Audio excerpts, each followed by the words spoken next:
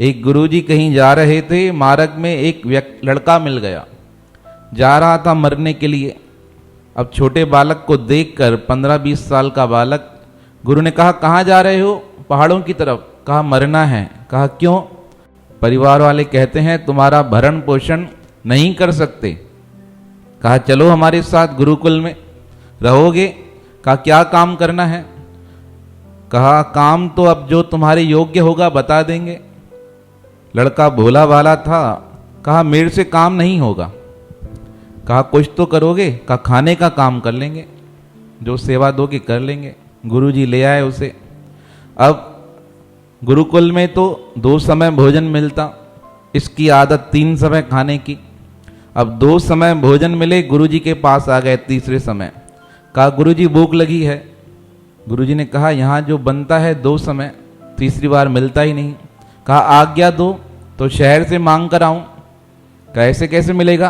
कहा ये कपड़े दे दो ना आपके वाले, इन कपड़ों में सब लेकर आते हैं, मैं भी लेकर आऊंगा। गुरुजी ने कपड़े दे दिए। अब सन्यासियों के कपड़े वलकल पहने हुए, धोती नीचे, ऊपर कुर्ता, गए मांगने। तीसरे समय भोजन मिल गया। गांव वाले भी हैरान, गुरुकुल की परंपरा है 2 बार दिया जाता है, यह तीसरी बार आ गया। कुछ प्रेमी आ गए गुरुजी के पास, यह नया चेला आया है। कहा क्या करता है, कोई काम? गुरुजी दयालु थे।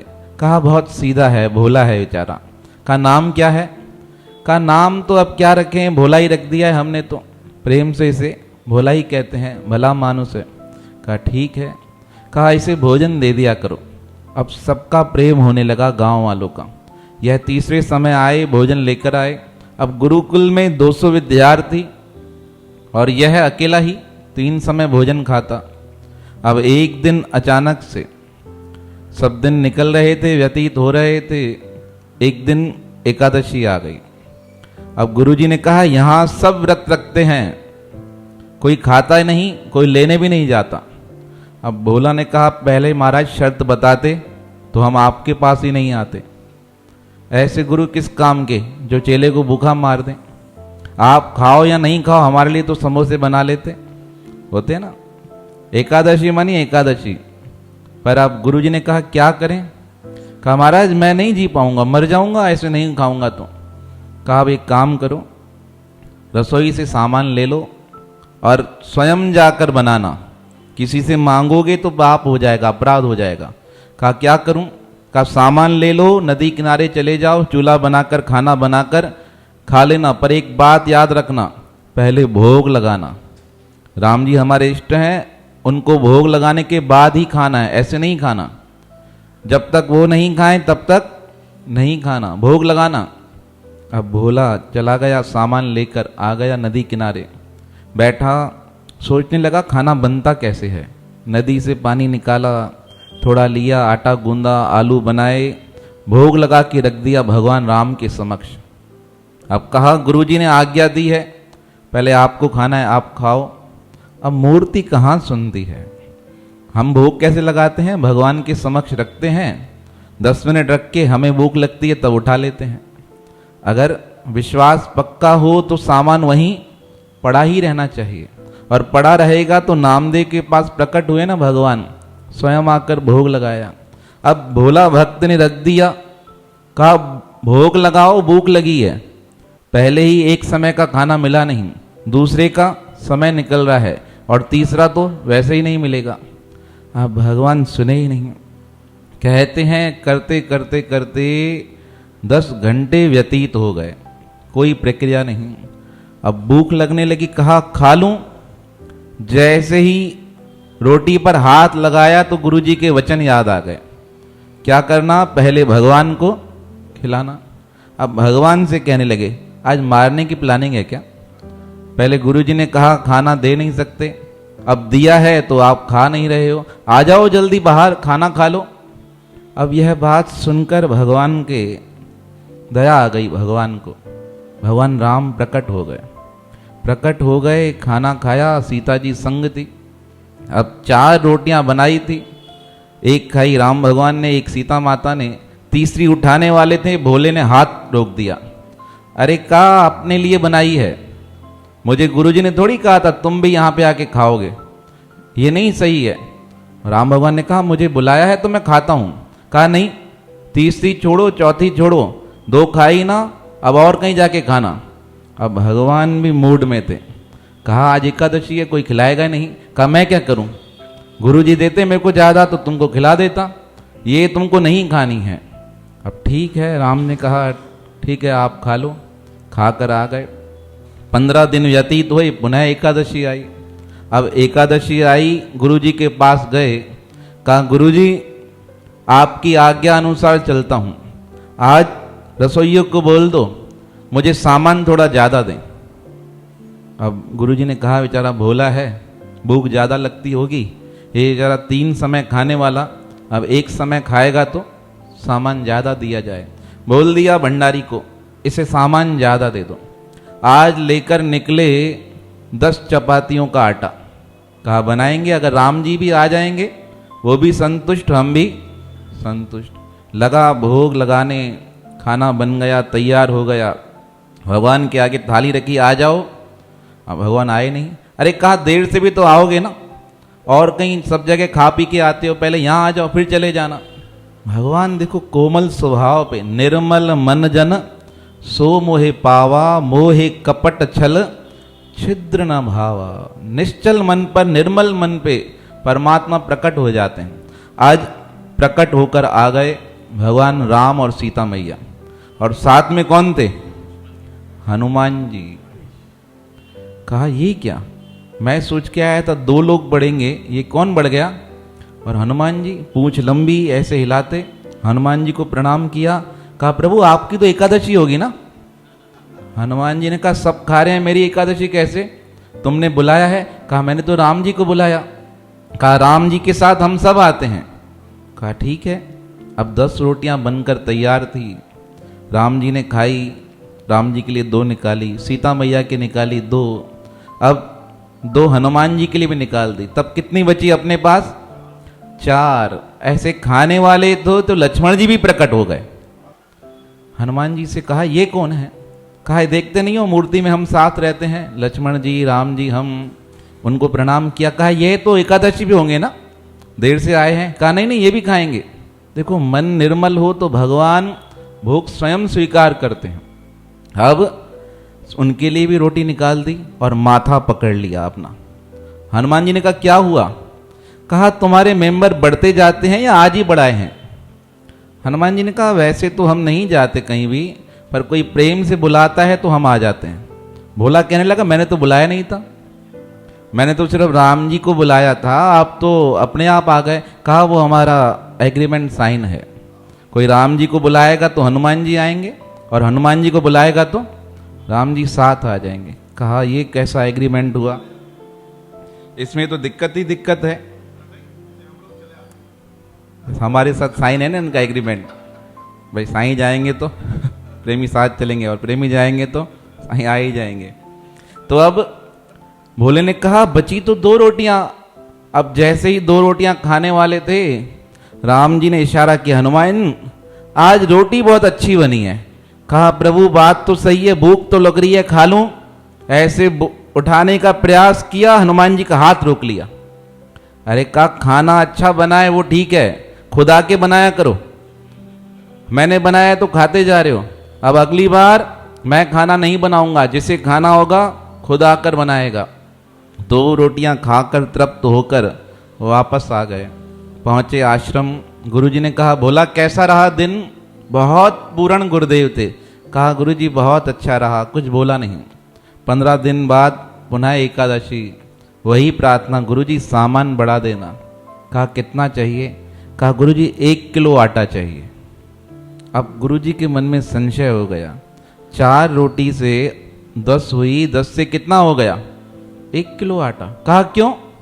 कहा गुरुजी आपने कहा भोग लगाया करो भगवान को, वहां भगवान तो आते हैं साथ में पूरी पलटन आ जाती है। अब गुरुजी समझ गए ये क्या कर रहा है, झूठ बोल रहा है, ये जाएगा 3 समय खाना खाएगा। इसे बोला है 1 टाइम खाया कर एकादशी के दिन, पर इसका मन मानता नहीं। गुरुजी ने कहा आज्ञा दे दी भंडारी को, दे दो, आज हम देखते हैं तो क्या करता है, कहाँ लेकर जाता है। अब गए एकादशी के दिन, वहाँ पे वृक्ष के नीचे मूर्ति थी राम भगवान की, उसके सामने जाके सामान रख दिया और गए नहाने। और राम जी से क्या बोल कर गए, खाना खाना है तो खुद आके बनाना, आज मैं खाना नहीं बनाऊंगा क्योंकि मैं बनाता हूं और तुम प्रकट हो जाते हो, कम से कम आधा घंटे तो पहले आओ, सीधा राइट टाइम पर आते हो।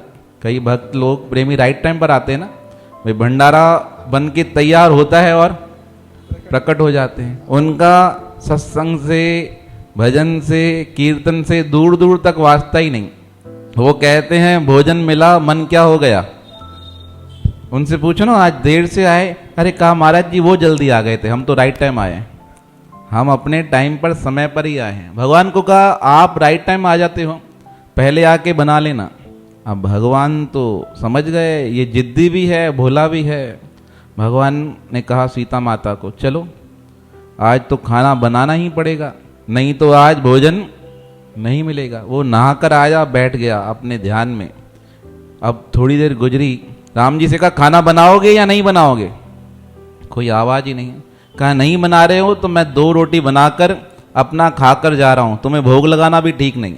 गुरुजी को सारा हाल बता दूंगा, ये 4 रोटी से 1 किलो आटा आ गया है, उसका कारण कौन है, आप ही हो। भगवान ने सीता मैया से कहा जाओ भाई खाना बनाओ। सीता मैया ने कहा अगर मैं चली गई खाना बनाने तो हनुमान जी को मेरा खाना बहुत पसंद है। एक बार इतना खाना खाया इन्होंने, इतना खाना खाया, मैं 3 दिन तक खाना बनाती रही और हनुमान जी रुके ही नहीं। तो आप पहले हनुमान जी को बोल दो कि खाना इतना ही मिलेगा, इसमें से संतुष्ट होना है। हनुमान जी को देखकर राम जी ने कहा हाय दया कर देना माता पर, ऐसे नहीं माता परेशान हो जाए तुम्हारे कारण। हनुमान जी ने कहा नहीं प्रभु, आप जैसी आज्ञा करेंगे वैसा ही होगा। अब हनुमान जी ने आज्ञा मानी, सीता माता ने मानी, सीता माता बाहर आ गई। भोले ने कहा आज बहुत ठीक किया, माँ होती है ऐसी जो बच्चे के लिए खाना बनाती है, ऐसी नहीं होती जो बच्चा बनाए और माँ खा जाए। आज माँ तुमने बिल्कुल अपना कर्तव्य निभाया है।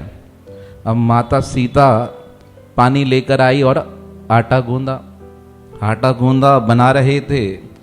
भोला पूछता है वो कहाँ है राम जी, देखो उसका रुतबा देखो, उसका प्रेम देखो।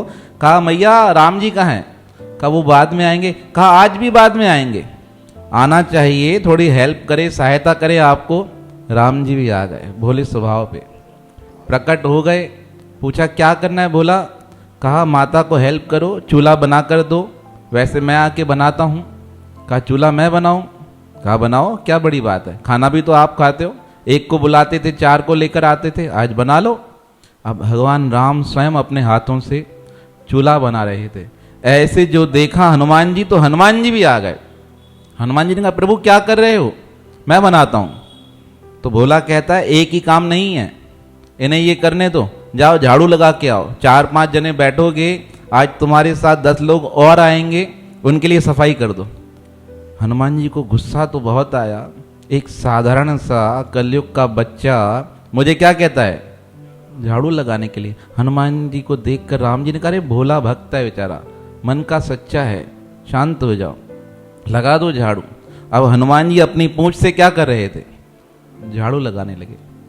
तो हनुमान जी को देखकर भोला कहता है अरे हनुमान जी एक काम करो ना, गुरुकुल में हम सबको झाड़ू लगानी पड़ती है, आप हमारे साथ चलो, वहां भी आके क्या करना। राम जी को देखकर हनुमान जी ने कहा ये तो बड़ा ही अलौकिक है, मैं आज आपकी आज्ञा मान रहा हूं, ये क्या कह रहा है सारा साल चल के क्या करूं, झाड़ू पोछा करता रहूं। हनुमान जी ने कहा प्रभु देखिए इसको, इसका अपराध बढ़ता जा रहा है। भगवान ने कहा अरे बालक है छोड़ दो। अब हनुमान जी बैठे झाड़ू पोछा करने, भगवान राम चूल्हा बना रहे हैं, लक्ष्मण जी आ गए सहायता करने। अब गुरु जी को मन में चिंता हुई, देखूं तो सही 1 किलो आटा लेकर जाता है, सामान लेकर जाता है क्या। अब जैसे ही गुरुजी ने दूर से देखा, भोले को आवाज, भोला कहाँ हो, कहा गुरुजी बैठा हूं आराम से। कहा खाना, कहा सेवक बना रहे हैं। क्या कर रहे हैं, कहा तुम्हारे यहाँ सेवक कौन से, सबको रोटी बेचते हो क्या, एकादशी के दिन अन्न खाना पाप है, किसको बेचते हो। अरे कहा बेचता नहीं, वो भगवान भोग लगाते थे ना, वही खुद खाना के बनाते हैं। कहा देखूं तो सही कौन बना रहा है। अब गुरुजी ने जैसे ही देखा तो दिव्य दृष्टि प्राप्त थी, देखकर हैरान हो गए कि एक अलौकिक स्त्री क्या कर रही है, खाना बना रही है। साक्षात भगवान राम चूल्हा लेप रहे हैं, हनुमान जी झाड़ू लगा रहे हैं। कहा ये तुमने क्या किया, तुम्हें पता है कौन है। कहा गुरुजी आप ही तो कहते थे राम भगवान है, इन्हें भोग लगाना।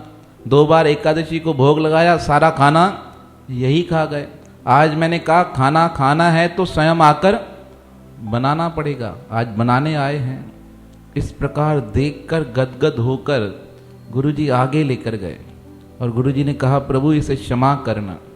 तब भगवान श्री राम ने कहा इसे क्षमा क्या, यह तो साक्षात हमारा ही है, इसके भोलेपन पर ही हम रीझ कर यहाँ पर प्रकट हुए हैं। गुरुजी ने हाथ जोड़ लिए भोला भक्त के आगे, भोला तुम्हारा जीवन सफल हो गया, तुम्हारे मन से प्रसन्न होकर साक्षात भगवान यहाँ प्रकट हुए हैं। गुरुजी इस प्रकार बातें कर रहे थे, तब अन्य शिष्य कहने लगे गुरुजी हमें तो कोई दिख नहीं रहा है। तब गुरुजी ने कहा प्रभु यह और भी बालक हैं, इन्हें भी दर्शन दीजिए। तब भगवान ने कहा इनका मन निर्मल नहीं है, मैं तो दर्पण के समान हूँ। जब दर्पण साफ हो, उजाला हो, आंखें हो, तो दर्पण में प्रतिबिंब क्या लगता है, बिल्कुल साफ नजर आता है। मन क्या है, दर्पण है, उस दर्पण में अपने आप को देखने के लिए बुद्धि साफ रहो। नेत्र क्या है, ज्ञान की जो नेत्र हैं वो बिल्कुल ठीक हो, मन बिल्कुल पवित्र हो, तो मन में ही परमात्मा के दर्शन हो जाते हैं। तो प्रभु ने कहा इन्हें नहीं होंगे। गुरुजी ने कहा भोला तुम प्रार्थना करो। तब भोले की प्रार्थना पर भगवान ने सबको दर्शन दिए। तो गुरुजी ने कहा इतना मन साफ हो जाए राम राम गाते गाते, तब जीव का कल्याण हो जाता है।